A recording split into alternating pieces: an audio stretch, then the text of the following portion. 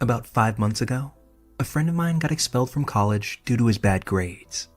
He was only halfway through his lease, and he didn't see a point in staying in the city since he was only here for school. He told me if I wanted to take over his lease as a sublessee, he would only charge me half the rent, which I thought was a pretty sweet deal. So naturally, although I'm from this town, I thought it was time to leave my parents' place. I had already graduated, and although I'd been looking for a new job for a while, I still felt like I couldn't miss out on this opportunity. So I took over the lease and moved into his place. The house itself was actually pretty nice. It's 3 floors, including the basement, and it's located near the university of my town, which is not a very safe area overall, but I spent a lot of my university years here and never felt unsafe myself. The room in the basement is pretty small, but has a cozy feel about it. And the only other room down here belongs to a girl who is currently a student, and she's pretty quiet. Actually, all the girls living here are pretty good roommates. I wasn't thrilled about living with 3 girls, but now I don't see why I would have thought that it was an issue. They're all pretty great, and a good time. I'm the only one in the house who's not a student, and also the only one who is originally from this town. The other roommates are actually all from cities that are only about an hour or 2 away at most, so unless there's something special going on, they all tend to go home on weekends. My friend who got expelled also only lives 2 short hours away, so he would always go home for the weekends as well.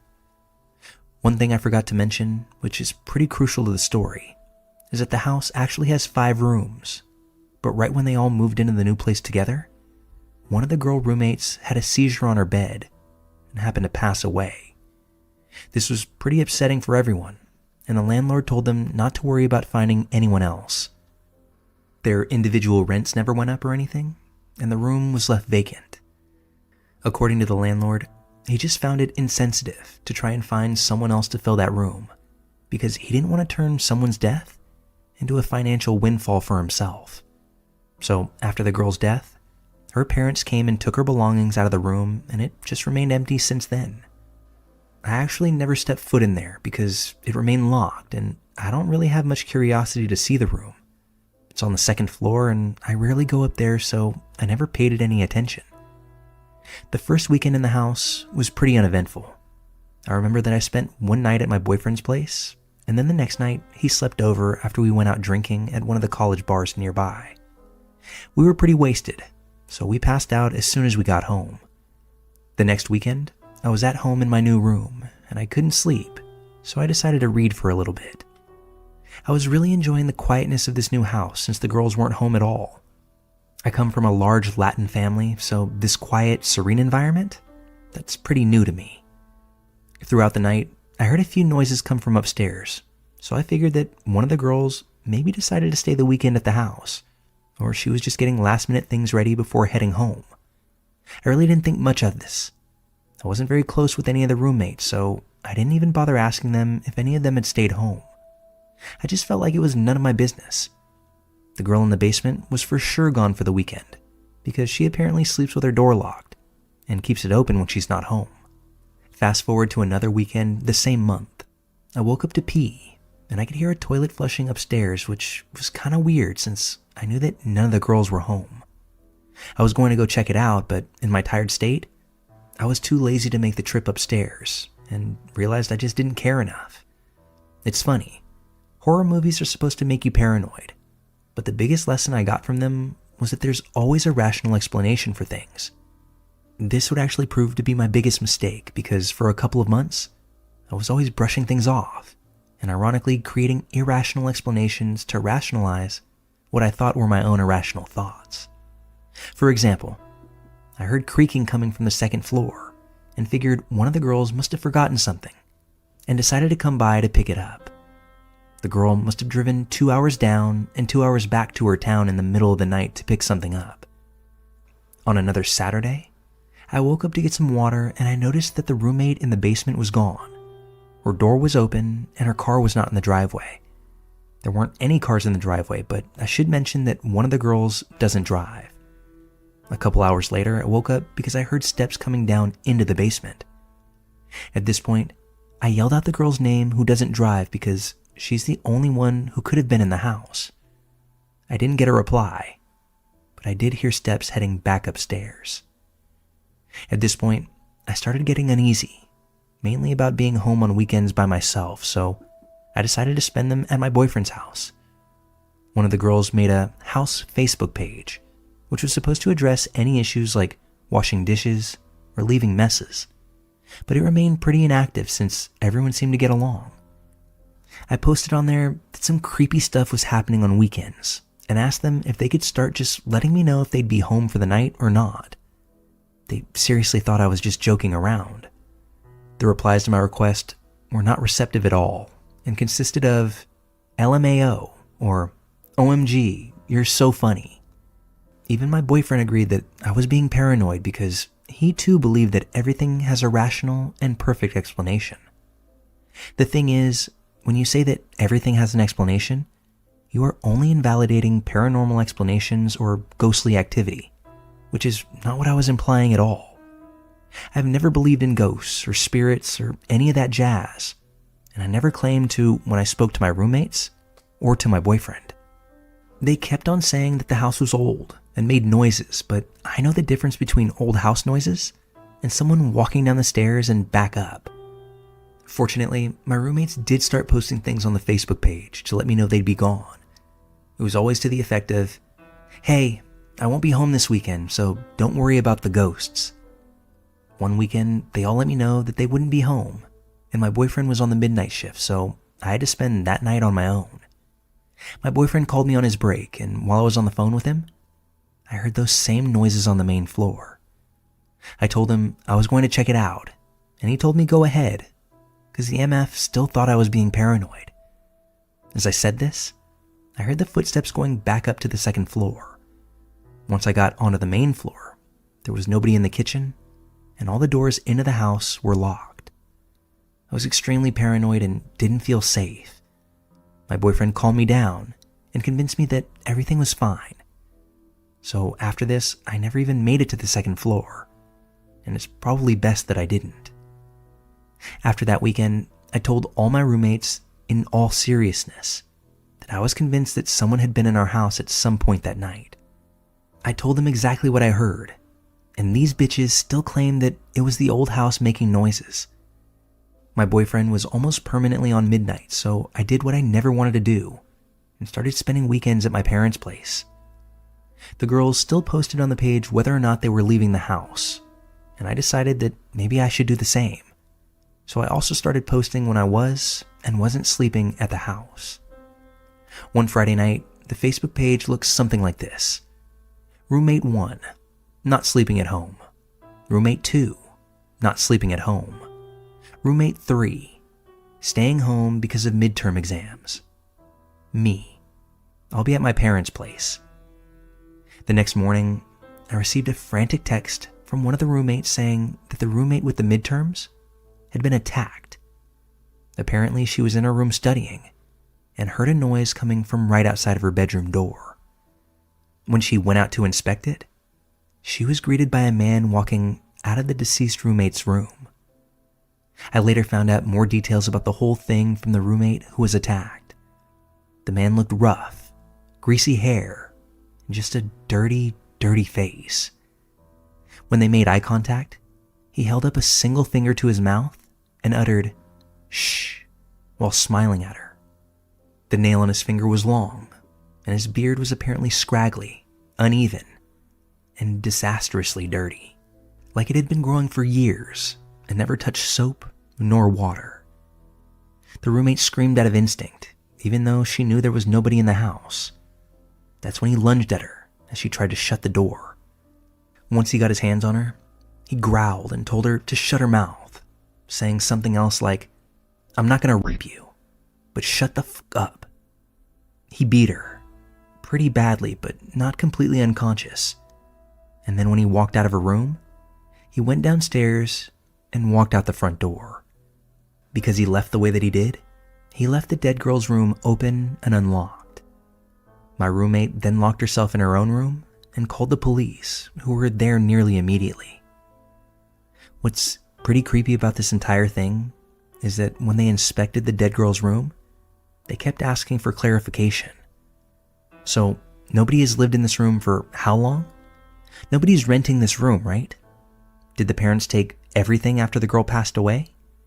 Turns out this intruder had a really sweet setup. He had brought his own small mattress to put over the existing bed frame. Obviously, the mattress was too small for the frame, and he left most of his other handful of belongings there because he likely didn't expect a confrontation that night. I don't think he knew that any roommate would be there that evening, especially the one that he attacked because she was gone the most. It probably sucked for him when I moved in because before me, the bastard would have had the whole house to himself at least 2 days a week. The police did ask me quite a lot of questions and were very interested in hearing my statement about hearing footsteps at night. My 3 roommates and my friend are now convinced that maybe that girl didn't die the way they said she did. Maybe the intruder had taken her life. But I think the autopsy would have been able to distinguish a murder from a seizure. And in my friend's defense, the whole thing is really unsettling. We're not really sure how long this guy had been living here, but it's likely that it had been for at least a few months. The running theory is that the guy had been climbing in through the window, so it's possible that he was even there at times when all of us were too. The police are really interested in talking to the landlord because they want to know how the man found out about the vacant room. The landlord is a pretty decent guy, so I don't know if there's anything going on there. I don't even feel an "I told you so" attitude from this whole thing. I think I'm just glad that the girl is okay because she seemed pretty shaken up afterwards. I just wish people were more willing to listen to me when I told them that I thought somebody was coming into our house. I even said it might be a squatter, which everyone laughed at. This happened recently, so it might be a while before an update. As of now, the man has not been found, but the police remain optimistic about finding him, whatever that means. This has been a pretty terrible month for me, and I don't know if I want to be at this house anymore. I don't have much left on the lease, and I recently lost my job, so it might be best for me to leave now. I doubt the guy will come back because all of his stuff has already been removed, but I still find it remarkably creepy in this house. I definitely don't spend weekends here anymore.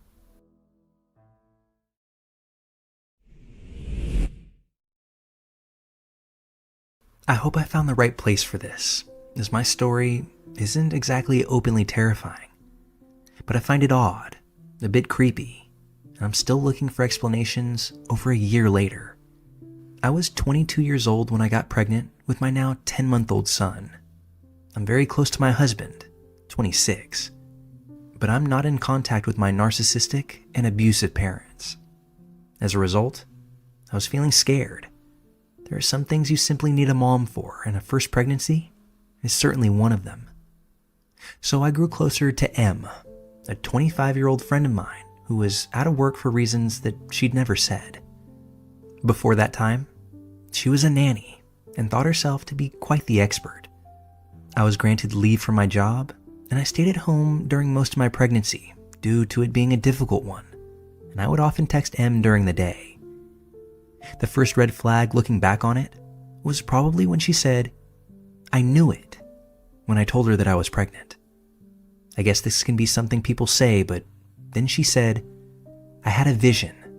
I simply felt it in the air that someone around me was pregnant." Okay, I thought. A little odd, but maybe Em was just a bit eccentric. I should also say that my husband didn't like me talking to Em. He's usually a laid-back, carefree person, but this was something he was adamant about. Em apparently dated my husband's best friend, Edward, and came out about horrid instances of abuse after dumping him quite abruptly. Maybe this did happen, I told my husband, who was annoyed that I wouldn't take him at face value. As an abuse victim myself, I like to believe other victims. Looking back, though, I wish I had just listened to him. Anyway, I told Em that I wasn't speaking to my family and that I felt alone. Again, I was pregnant, sick, and vulnerable. "Okay," she said. "Thanks for telling me. You know, family isn't always blood. I can be family for you.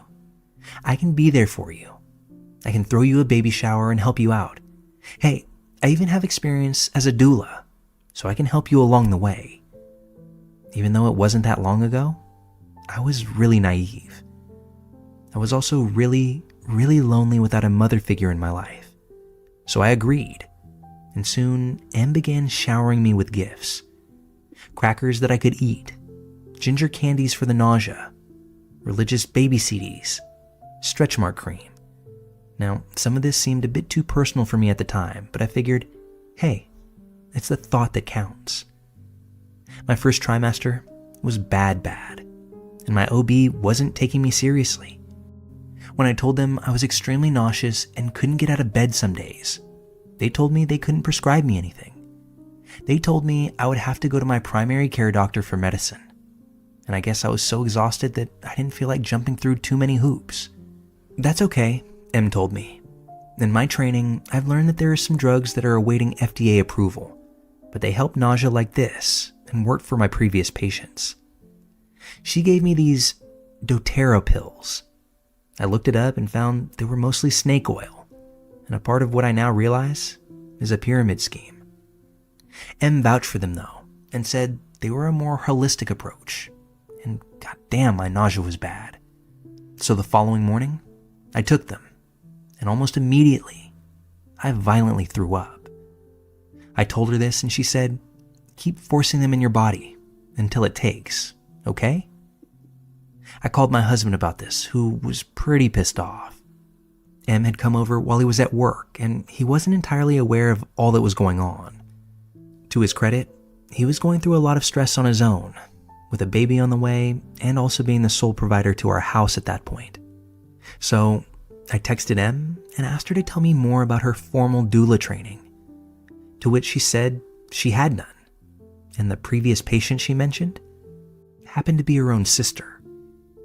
I've looked at videos and read up on things online though, she said, as vague as ever. But it's truly God's calling for me. Stay by me, and I would love to continue to help you. From then on, I found myself a bit more cautious about Em. I asked her why she was out of work, and she told me she had an invisible illness. When I asked her for more specifics, she told me that her bones were wobbly and her muscles would stop working at times. She said it couldn't be diagnosed and that doctors didn't believe her. The one diagnosis she gave me was fibromyalgia, which I've heard is painful, but I wasn't sure if this was accounting for her being out of work, as she said. My mom had fibromyalgia, but as I said, I'm not in contact with her. To this day, I don't know if Em was really in that much pain, but who am I to say? My point is, though, it all felt off. I invited Em to a Friendsgiving we were having around the holidays, and a friend approached me, shaking. She's talking about your abuse, my friend said. She says she's helping you through it, and how you were going nowhere when she met you. I continued to host the party and eat chips, pregnant of course, and then I confronted Em about it after the party, who denied it all completely. The only problem was, the friend who had told me had never met Em before, and was saying things that only Em could say.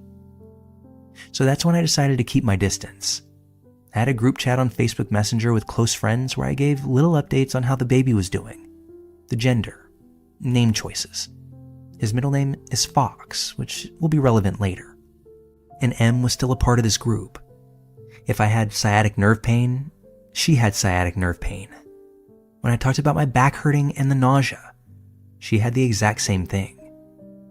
Finally, she told me, "You're not handicapped like me. You're pregnant. These updates you're giving me are offensive."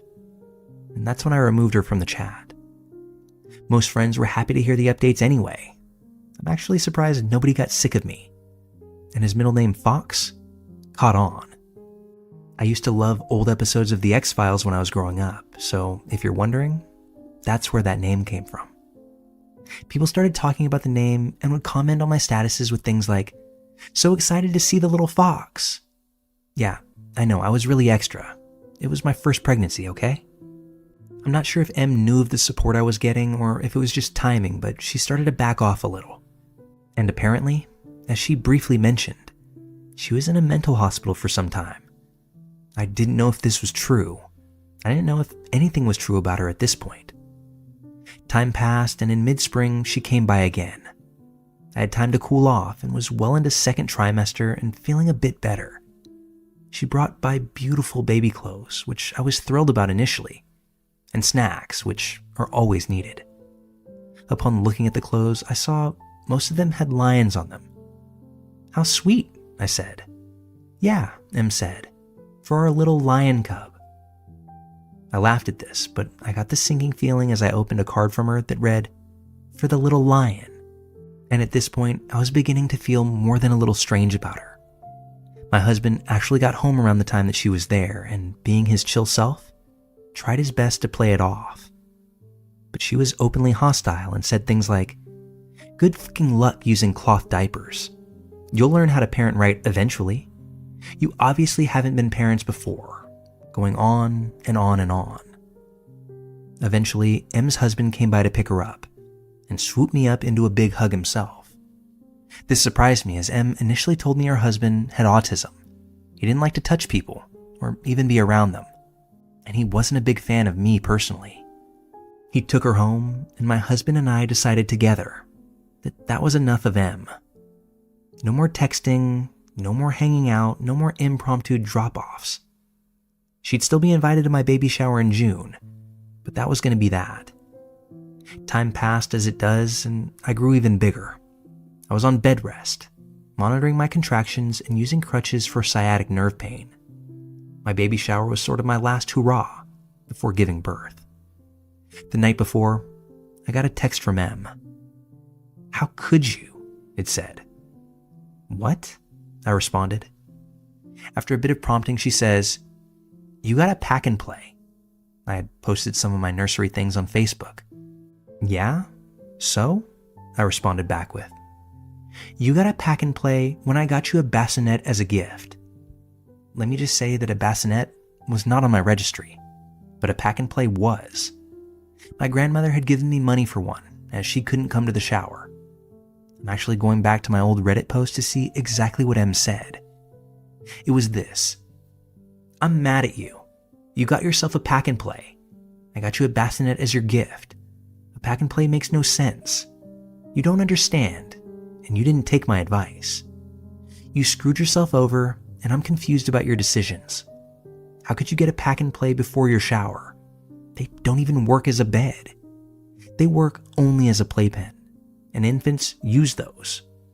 You're wrong if you think infants don't play. Why are you doing this?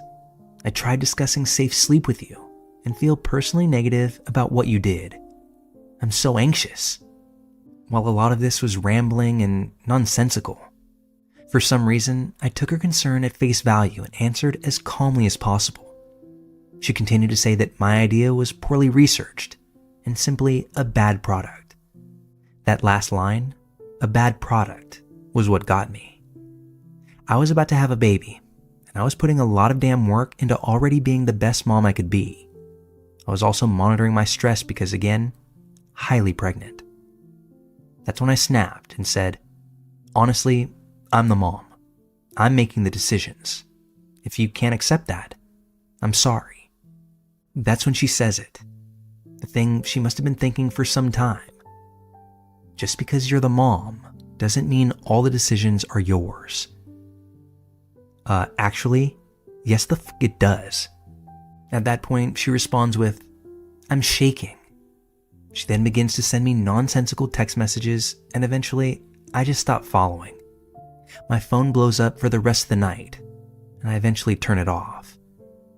Em did come to the shower, but close friends had heard about the situation, and she was treated like a pariah. She gave me the bassinet, decorated entirely with lions, as well as this musty box full of old clothes and hairbands. One onesie read, "Loved by my dead grandfather in heaven." I'm still confused about that one. The baby shower would be the last I'd see of her, and I would like to say the last I heard from her, but that's not accurate. This past year, she texted me and told me that she was getting a divorce, and just to be there for her out of solidarity. Apparently, she was devastated. However, we eventually saw said ex-husband at a mutual friend's party, and he told everyone that while he was leaving her, her verbal abuse got too much to bear, And that's actually what pushed him over the edge. He also said that she was having delusions and was hostile about things that didn't happen in reality. We asked him, with caution and respect, if he was autistic, and he said no. He even went to 3 different doctors to get himself checked out due to her accusations, and all 3 said that he wasn't. We've since gotten closer to my husband's friend Edward, as well as his wife and child. When we told him all of this, he said, "Yeah, I don't go on about it, but I did actually pick her up from a mental hospital once.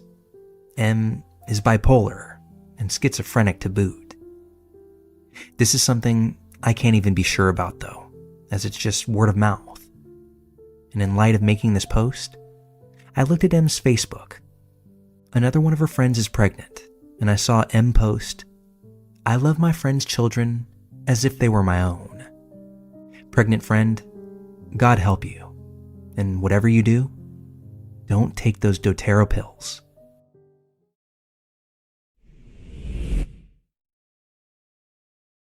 I'm going to change a few details here for anonymity's sake, but this story really messed with my head, and it's taken me a long time to process everything that happened.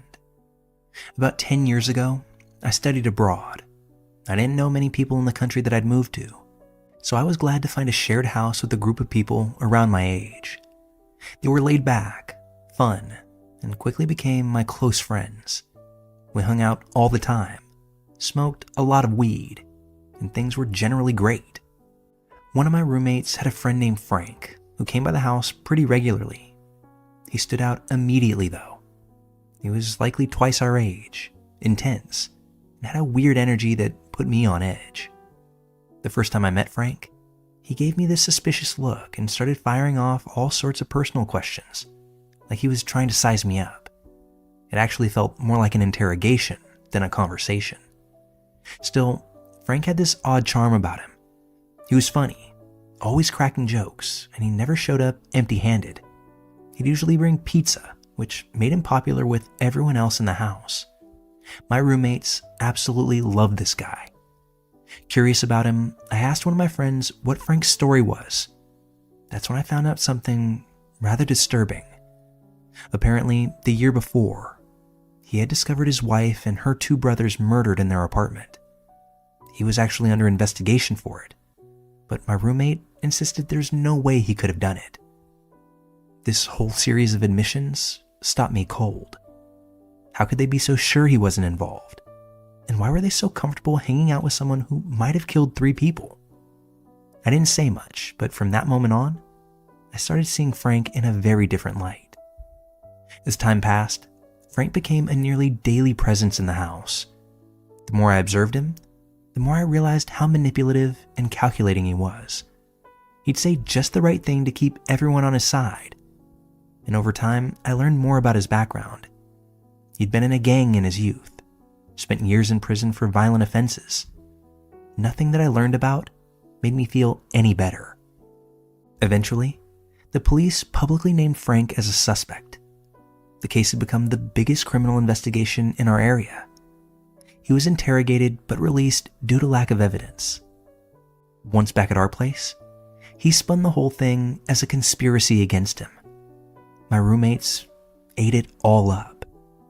I felt like I was the only one who saw through the act, and it made me feel isolated, maybe even a touch paranoid. Frank must have picked up on my unease because one night he pulled me aside and asked if I believed that he was innocent. I lied and said I did. I'm going to be honest here, I was scared. This guy gave me a bad feeling in the pit of my stomach anytime he was around.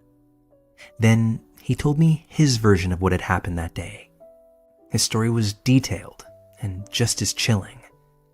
What shocked me most was that a few days later, he casually joked about it. Who jokes about a triple murder unless there's something seriously wrong with them? That's when I started researching psychopathy. The more I read, the more I felt convinced Frank checked every box.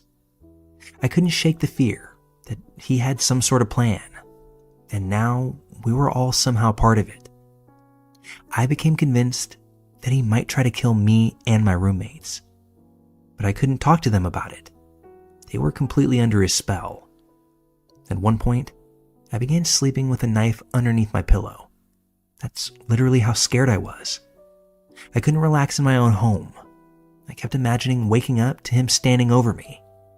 And this was a horrible time in my life. To only make things worse, the police got tipped off about the relatively large amount of weed in our house, and they started to raid the place. 2 of my roommates were ultimately arrested, and that was the end of our house as a group. It all fell apart shortly after. The day I moved out, Frank actually helped me carry some of my stuff out to the car. As we stood outside smoking a cigarette, he gave me this look that I'll never forget. And that's when he said, "Hey man, you're all right. I actually planned on killing you, but you're all right." He said it just like that, so casual, off the cuff. Everyone else likely would have brushed it off as a joke, but I didn't. I couldn't. I believed him. And that comment is something that I can still hear ringing in my ears today. Shortly after I moved out, Frank was arrested once again. But there was no getting out this time. The charges stuck. A massive trial followed, lasting several years if I remember correctly. During that time, I built a new life, found new friends, and started feeling, normal again. Only then did I really start to grasp how deeply messed up that whole situation was.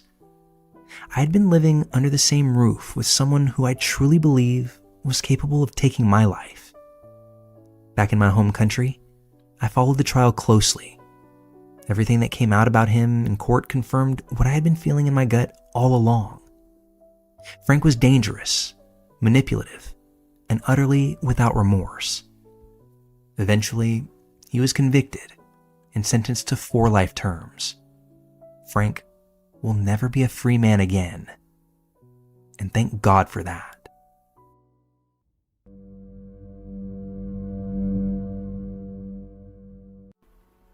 Back in 2010, I was living in Quincy, Massachusetts with my husband, new baby, and a roommate. It was a Saturday morning, so I was taking a much-needed break from the baby and went to run errands and have a little alone time. My first stop was the local Radio Shack to get this phone accessory I needed. After my purchase, I walked out of the shop deep in thought about my to-do list, while also enjoying being sans baby for a moment, when a voice broke through my reverie. "Excuse me, miss? Can you help me, please?" I blinked in confusion and looked over at the man who had addressed me.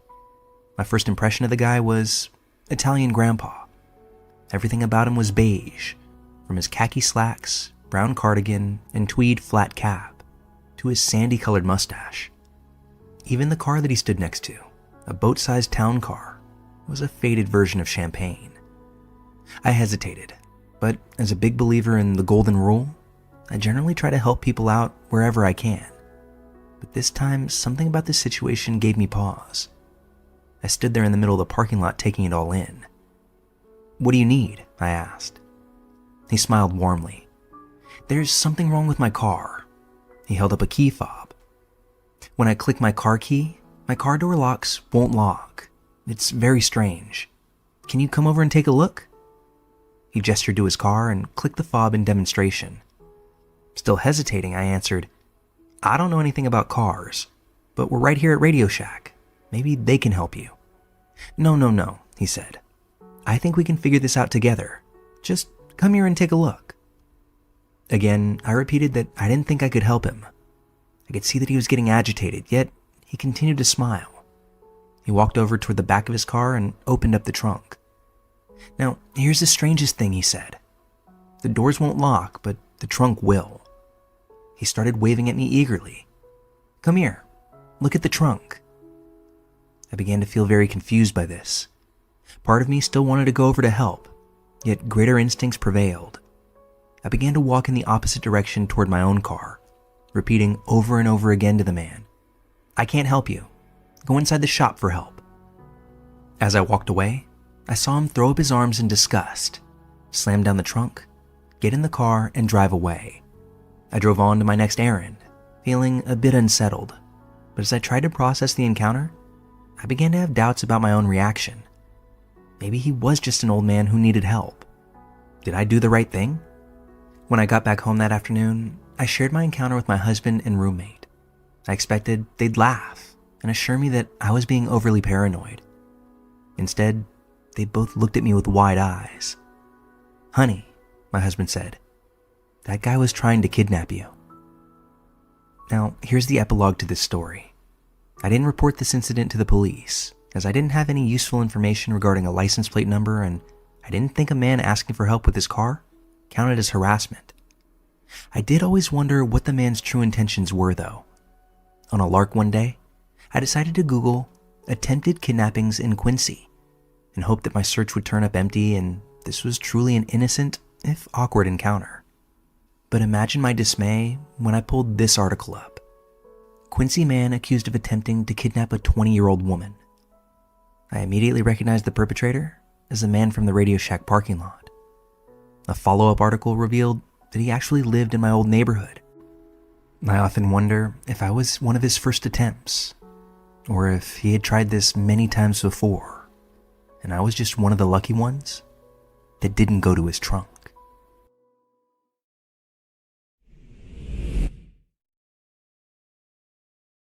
This happened back in 2019.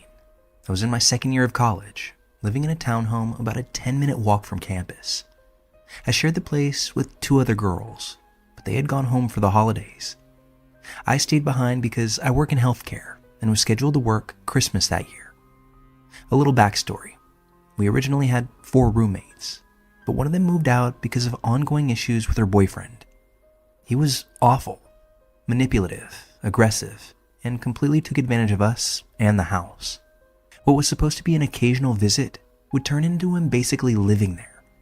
Things came to a head one night when he got physical with her and verbally abusive toward the rest of us. We told her that he needed to go. She refused, so we told her that we'd have to get the landlord involved. Long story short, she moved out and left on bad terms with all of us. Quick side note, I've been in an abusive relationship before, both physically and mentally, so I understood what she might have been going through. I tried to help her for a long time, but at a certain point, it was affecting everyone, and we just didn't feel safe anymore. Now back to the story. It was Christmas Eve. I had to work bright and early the next morning, so I got ready for bed, made sure the doors were locked, turned off all the lights, and went downstairs to my bedroom. I was in bed scrolling on TikTok for about an hour. By that point, it was officially Christmas Day. That's when I heard something upstairs, what sounded like one of the chairs in the kitchen moving. The kitchen itself was directly above my room, and at first, I brushed it off. We shared walls with neighbors, and sometimes they got noisy. But then I remembered one of them had texted me earlier to bring in a package while they were gone for the holidays. So, who was making noise? A few minutes later, my bedroom door opened slowly. In that moment, I flashed back to something my second grade teacher once told us. If someone ever breaks into your home, pretend you're asleep. They'll be much less likely to hurt you. But unfortunately, I couldn't play dead because my phone screen was lighting up my face like a damn spotlight. I was frozen, just staring at the door, in addition to the person that was now standing there. Whoever it was had one foot in my room. The door was cracked open, and we were just staring at each other. I was lying in bed, jaw dropped and terrified. It felt like an eternity, though it was probably no more than 10 seconds. This guy didn't say a word, just slowly pulled his foot back and closed the door. I sat there in total shock.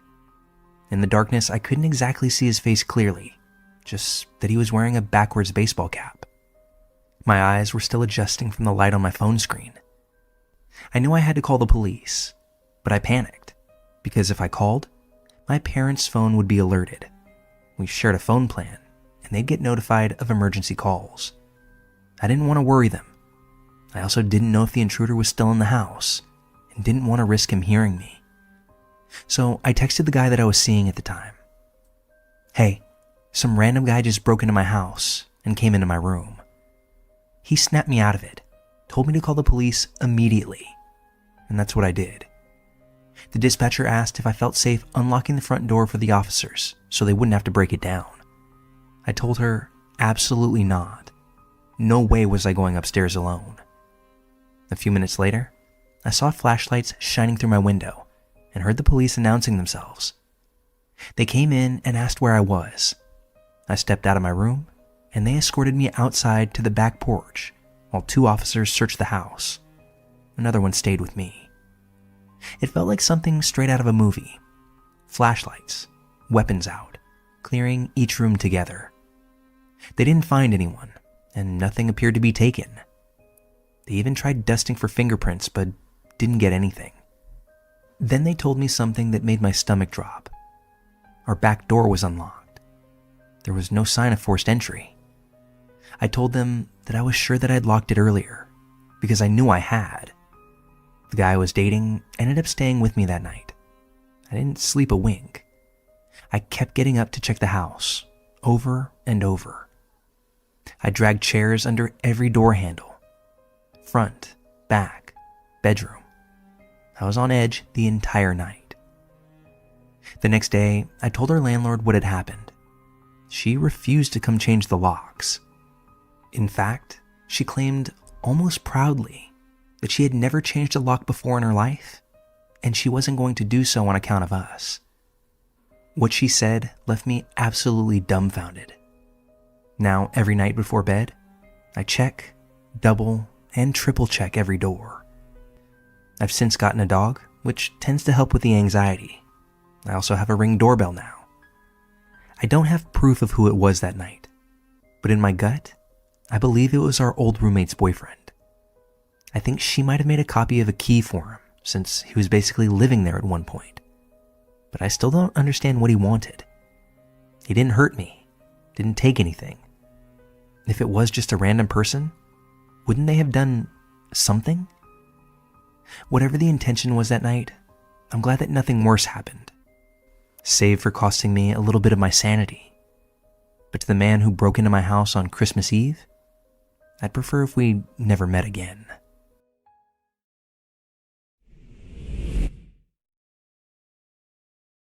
I'm a proud Floridian. At the time of this story, in the early 2000s, I was going to college in South Florida and lived with my family in my hometown in the Florida Panhandle. It's about a 7-hour drive up through Central Florida to get between the two places, so I mostly only went home for the holidays. It was Thanksgiving of my junior year, and I was excited that I had managed to rearrange my midterms to be able to leave campus 3 days ahead of everyone else.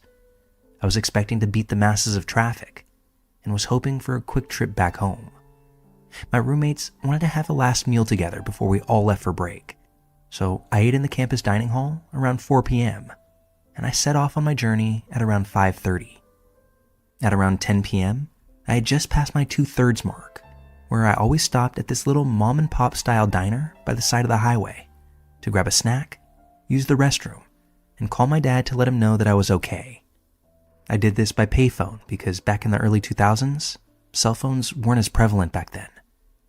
Well, I hadn't been at this mom-and-pop place since summer, and the place had gone out of business. So, a little bummed out that I wasn't getting my chocolate chip pancakes, I just pushed on through. There really wasn't much built up around there at the time, so when I saw signs for a rest stop in, of all places on God's green earth, some town called Alachua, I went for it. So I went and parked directly under the streetlight for safety and used the facilities. Called my dad, etc., etc.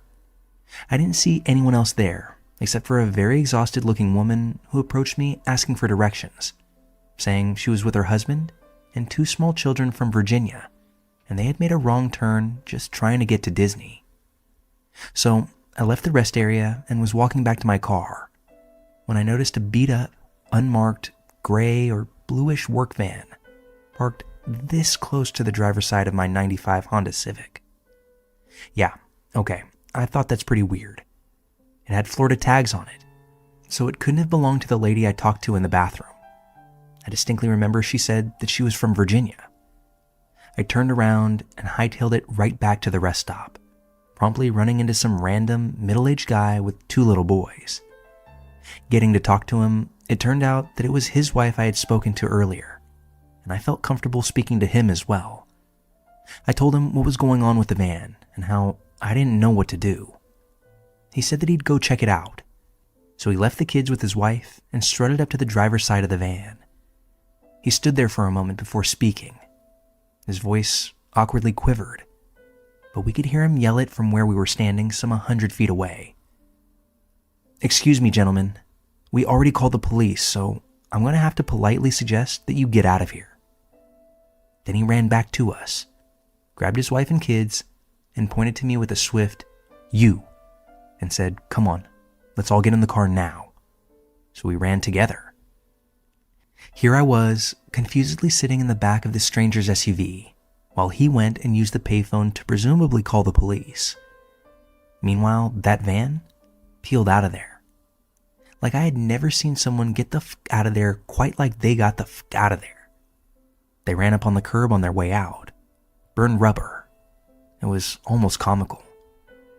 The cops got there, and that's when I found out what had happened. The man went to go check out the van, and he could see in it pretty well because I had parked under the streetlight. The first thing he noticed was that all of the seats except for the driver's had been removed. There was a man sitting in the driver's seat, but there was also one sitting in the back.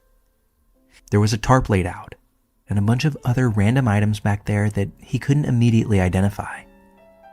Neither of the guys were reading a newspaper or a book or a map or anything. They were apparently both just sitting there. It actually still makes me sick thinking about it, more than 20 years later. I don't know what was awaiting me had I tried to get back into my car that night.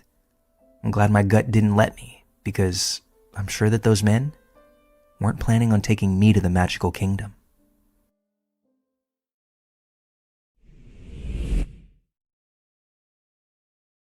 Part of my story starts in 2009, when I was a junior in high school.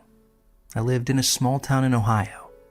In the fall, I started to date my first real boyfriend, Perry. Perry was a senior, and many of his friends were dating my friends, and he's well-liked and funny at school.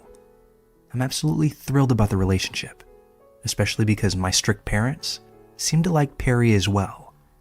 He's pretty quiet around them, but always polite and appreciative in their presence.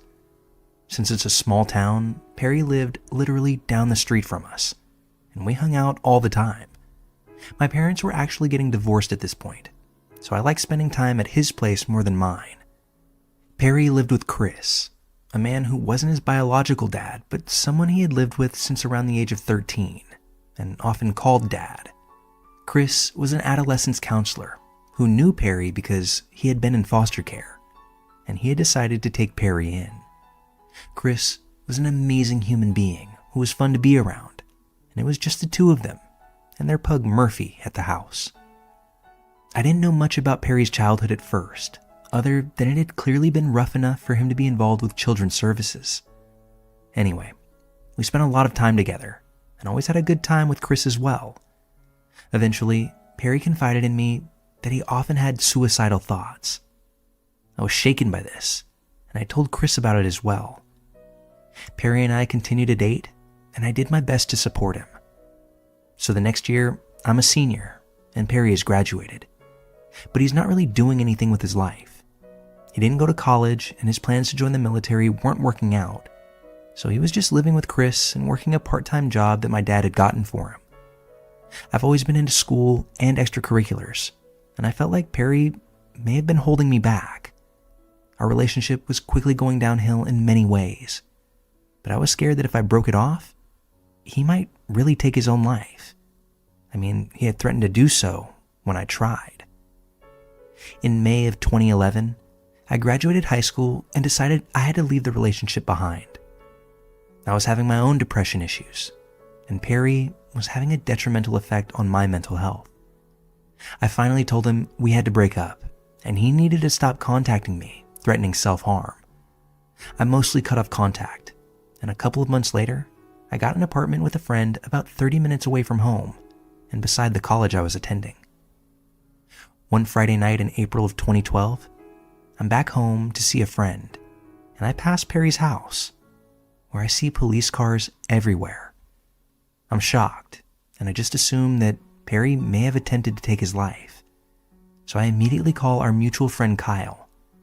Kyle has no clue what's going on with Perry, and he says that Perry had hung out at his house the day before. Kyle said that he seemed like he was in a good mood, especially because he was driving Chris's BMW at the time, which he loved to do. Anyway, Kyle is actually chilling in my apartment with my roommate. This is normal, as he had a crush on her, so I just keep driving that way. When I get back to my place, Kyle hasn't heard anything, but my mom calls me with the scoop. She's friends with cops' wives, small town stuff.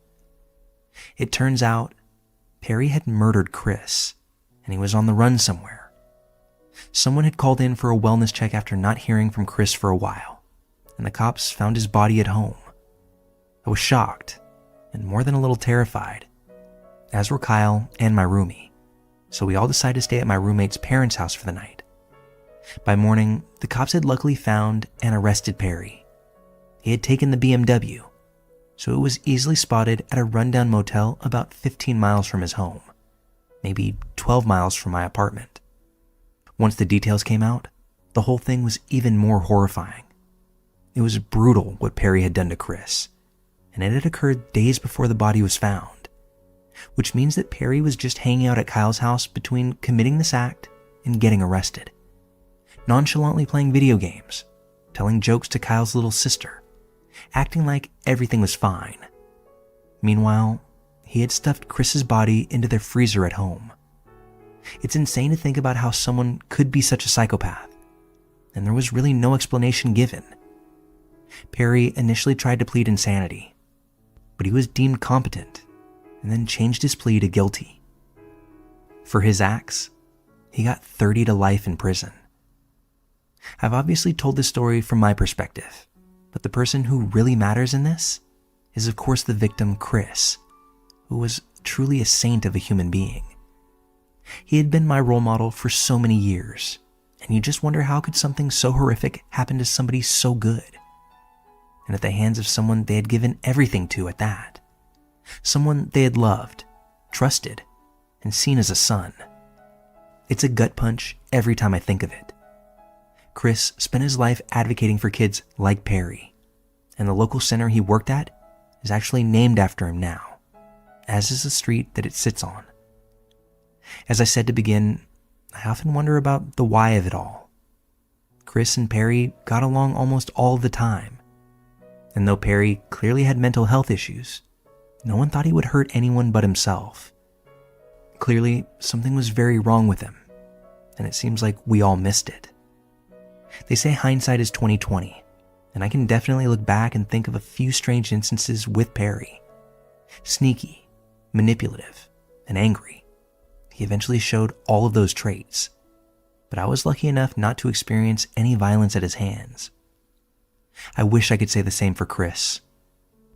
I'm thankful for all the time I got to spend with him, and for the positive impact he had on my life during that time. I know he had a positive impact on so many other lives as well, and I can only hope that Chris gets to rest in peace.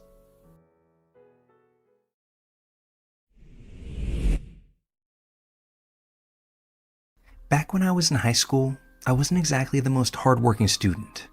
I wouldn't say I was a troublemaker, but I was extremely lazy, just doing the bare minimum to avoid getting in trouble with my parents. I had always found schoolwork relatively easy, so I never really put in much effort. I spent most of my classes doodling in my notebooks without many consequences. My math teacher during junior year was known for being strict, yet also caring. He was clearly frustrated with how little effort I was putting in.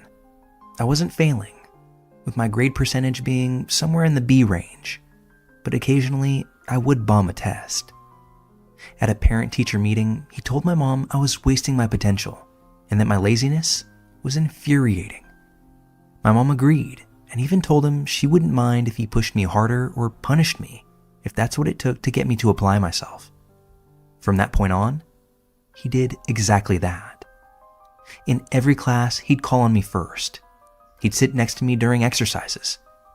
During tests, he'd lean over and say things like, "You can do it, John." It made me incredibly uncomfortable.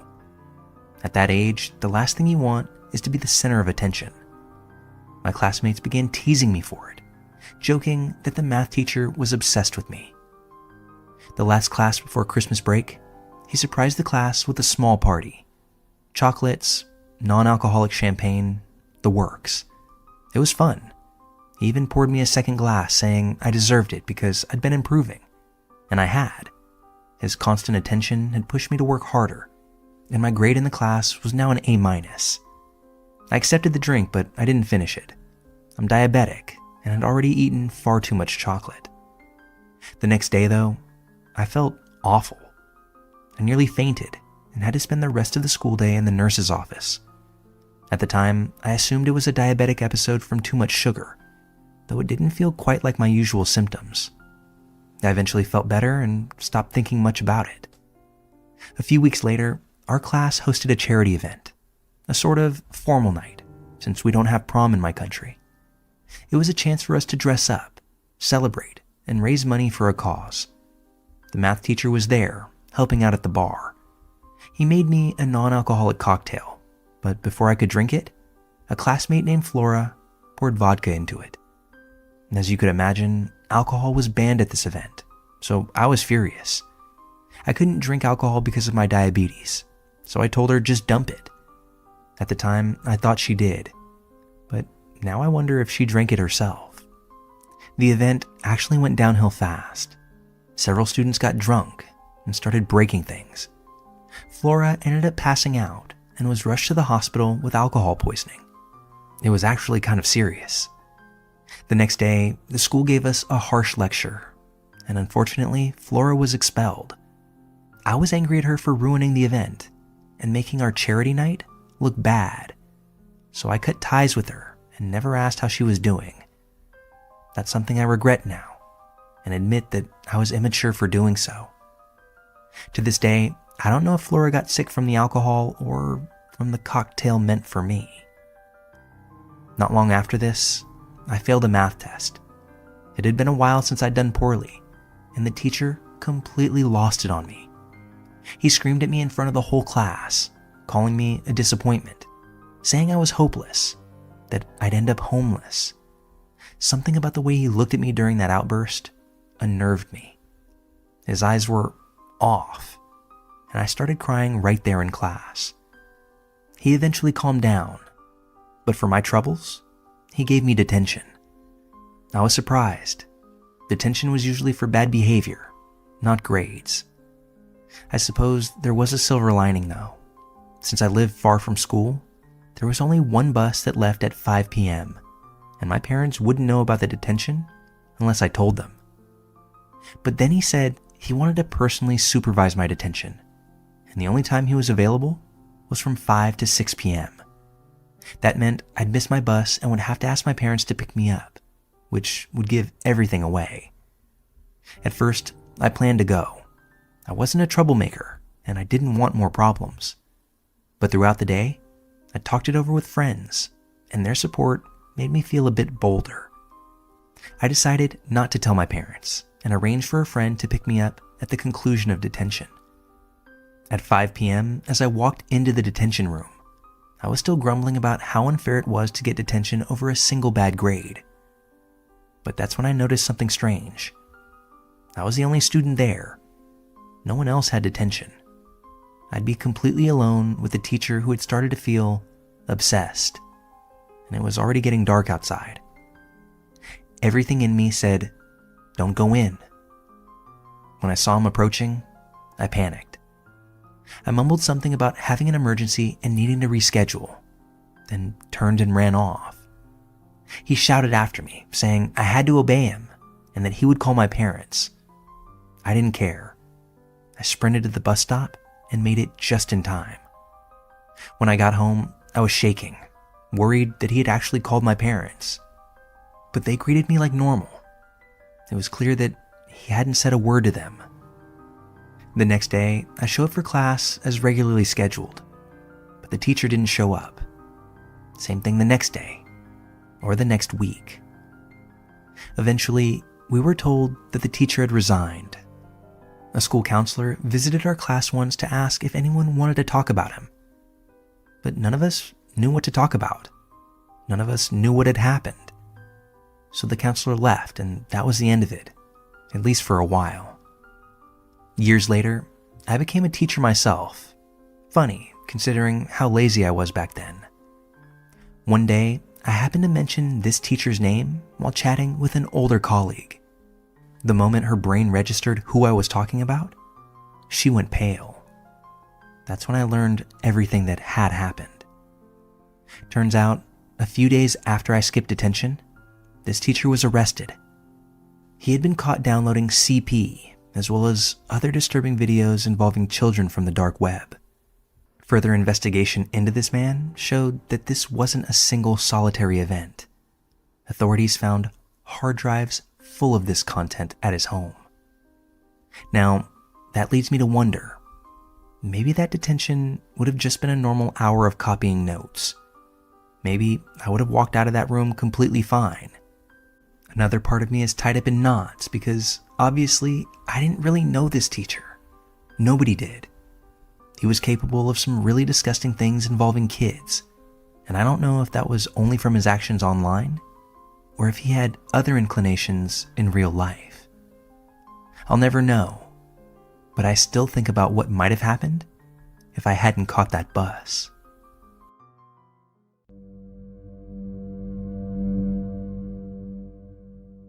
The timeline for all of this begins in the spring of 2019 and concludes in November of 2019. It only occurred to me recently that this story would be appropriate here.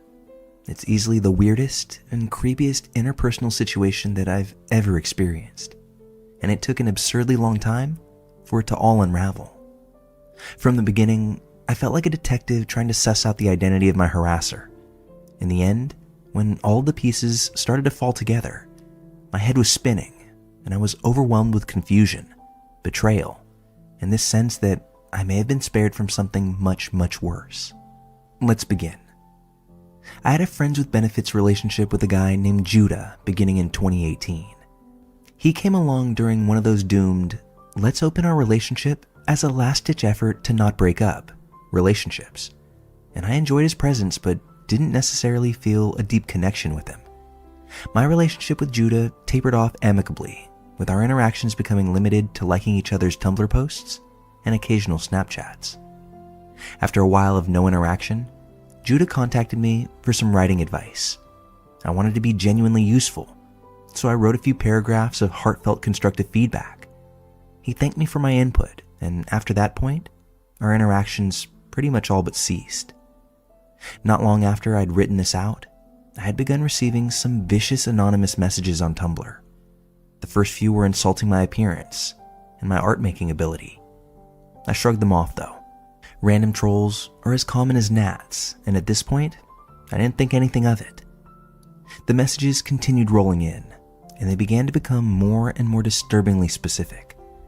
The harasser began to imply that they knew where I lived, and dropped that they knew what school I went to, which wasn't information readily available on my blog. At this point, I knew that I had to be receiving them from somebody that I knew in real life, or from a creep who was dedicated enough to figure out my full name from the clues on my blog, which would have been difficult, but not impossible. Given all that I knew, I started to suspect Judah. Extremely few people from real life knew my Tumblr URL, and he was the only person who I could guess any motive for jealous harassment, since we weren't talking anymore. I didn't think he was the type of person to act like that, but crazy people can be very talented at hiding their crazy. I blocked him on all social media and assumed I'd just be moving on with my life. Wrong. The messages became more frequent and even creepier. They began making fun of my disabilities and threatening physical attacks now. A common theme among the messages was about how being disabled makes me useless and undesirable. Strangely, Christianity kept being brought into it, as they claimed that my illnesses were a result of God's punishment. I had started to dread whenever the new message icon appeared, so I turned off anonymous messaging. This measure didn't prevent me from further harassment though, because this began the series of dedicated harassment accounts, with the first messages coming from a brand new account called Asshole Chaos Bringer. The tone of these interactions began to turn noticeably more occult. The messages started to talk about how Lord Satan is displeased with me. I blocked this account. From this, I became confident that it was a single person sending me all these messages, despite the fact they tried to sound as though they were coming from different sources. Hateful messages were, and still are, exceedingly rare for me, and there was clearly a person very dedicated to trying to freak me out. This only made me suspect Judah even more, but I didn't have enough evidence, and I didn't choose to confront him. After the blocking of this whole chaos bringer, I began receiving messages from another shiny new account, Soul Chaos Bringer 2. The messages from this account truly take the cake for being out there. Message 1. I almost feel bad that the demons I work for have been telling me to torment you so much. You already are the way you are. Isn't that torment enough? I almost feel some mercy, but this energetic warfare isn't over yet. Tonight, on this full moon, things will get crazy, and maybe I'll try to get the demons to leave you alone. Although, all they want is to eat your soul. You poor, tormented little thing, hiding in false confidence and false power. We pity you, truly. I pray you have protection methods. Message 2. I really don't want to have to bring this curse down on you, but the demons got me, and I have to do their bidding or else I'm the one getting hurt. I hope you understand. P.S. Selenite is really great. You should use it. I'm sorry for all of this. I'm so sorry. The Abyss demands balance and justice for what you've done. I'm so very sorry. I wasn't very moved by their prose and blocked this account as well. This triggered one more account being created to harass me, after which I assumed this person ran out of email addresses. A little while later, after a period of silence from this person, I decided to turn on anonymous messages again. To my dismay, shortly after I changed the setting back, that's when the hate messages started flooding back in, using the same language I've come to expect from my usual harasser. At one point, I received a heartfelt apology, clearly from the same person who had been writing the other hateful messages. But one day later, after I'd posted their apology, they instantly backtracked and started up the harassment again. However, at the same time, I began getting anonymous messages from someone who said they noticed from my photos that we lived near each other. They said they were interested in becoming friends, but were too shy to reveal themselves. I gently prodded this person to message me from their actual account, and they eventually did. This person introduced themselves as Elm. They were a non-binary person who was new to the area and didn't know many people outside of their work. We chatted for a bit and found some common ground. They were way more spiritual than I was, but I'm not disinterested in that kind of thing. So we talked about our individual theologies. Their spirituality set off a little red flag for me. I suspected that perhaps they could have been the one who sent the curse message. So I asked a question as a test. Do you know much about astrology? Previous messages had made extensive use of my birth chart when insulting me. They responded, barely. So I breathed a little sigh of relief and marked them off as safe in my head. Since this harassment was still an issue to me at the time, I decided to tell them about it. In response, they said, Jesus, that's honestly kind of scary. I'm sorry you've got some bitter person coming at your throat. After a few days, I had begun to consider this person a friend. We weren't the most compatible, but they were having a rough time, and I had the time and resources to help them out. After a bit, we decided to meet up. My usual weed man had run dry, and they had somebody that I could buy from. So I agreed to pick them up at their place, and we could go get the pot and then chill at mine. They met me at their apartment's leasing office, which they claimed was because they needed to pay rent. We picked up the green and went back to my apartment. We ended up driving way longer than expected due to being given a wildly inaccurate address. Therefore, I was unexpectedly tired by the time we got back to my apartment. On the way up to my place, they tripped and fell, twisting their ankle. I offered them an ankle compress to mitigate the injury, and they took it without an issue. We smoked and chatted for a bit. The interaction was normal, maybe just a little awkward. Elm had this manic energy, which would seem to randomly flap. after which they'd snap back to their frenetic disposition. My exhaustion from the extra long drive cut our hangout short because I had to drive them home before I became too exhausted to operate a car safely. They seemed rather disappointed at this. I assumed this was just because we had only hung out for a short time. I dropped them back off at home and had a generally positive regard for Elm afterwards. I never saw that ankle compress again, just as a note. The anonymous messages began to dry up, although I still got them on occasion, and they were still just as nasty. I messaged Elm occasionally. I was intending to take them to a nearby formal garden. Then suddenly, I got a message from Elm. They said we just didn't have enough in common, and that they weren't interested in being friends with me anymore. I was taken aback by this, and a little hurt if I'm being honest. I'd never experienced a friend breaking up with me like that. Yet, I still didn't feel suspicious of them. By absolute coincidence, on the same day, my best friend Monica logged into her Tumblr account for the first time in over a year. She had received hateful messages, dating all the way back to spring of 2019, that were also clearly from the same person that had been harassing me. This felt like the nail in the coffin as far as damning evidence against Judah. There was precisely one mutual friend that knew the Tumblrs of both Monica and myself, and it was him. With that, I felt confident to proceed with confronting him. Immediately, he claimed he knew nothing about the messages, and I wasn't surprised that he'd deny it, so I pressed on. However, he mentioned something that caught my attention.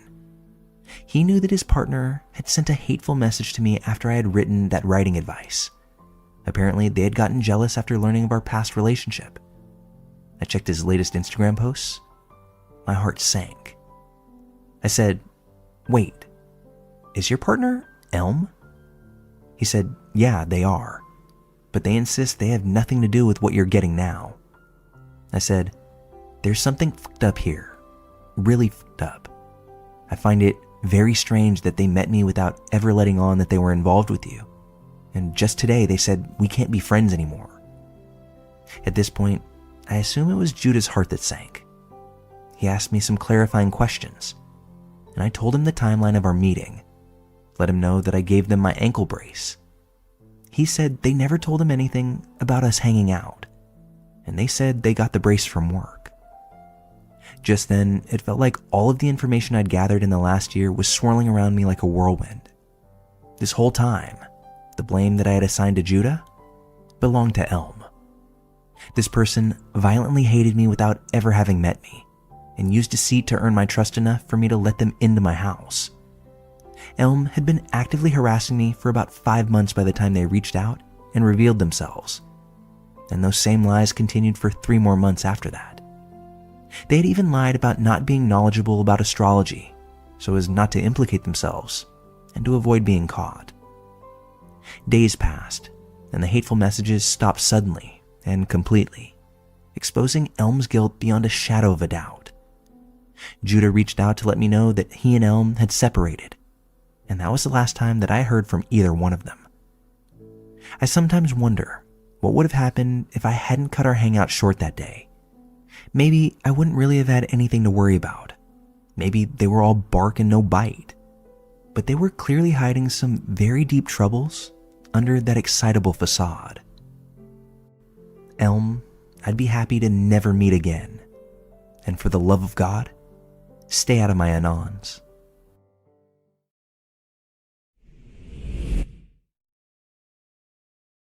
A few years back, my brother-in-law bought another apartment complex in Florida.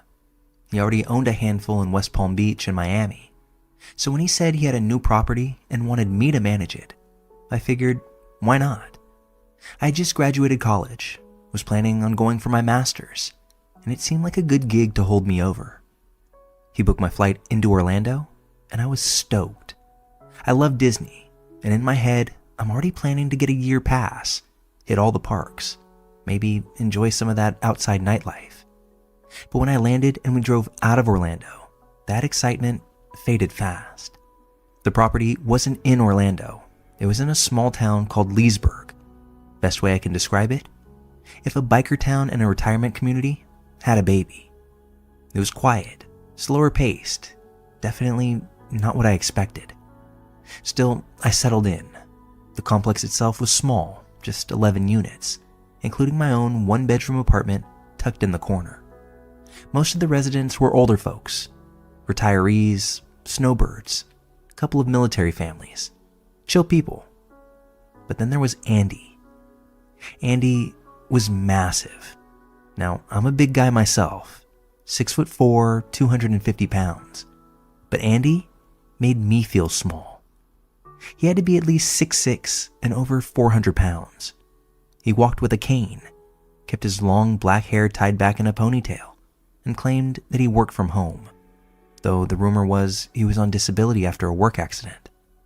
Honestly, I didn't really care.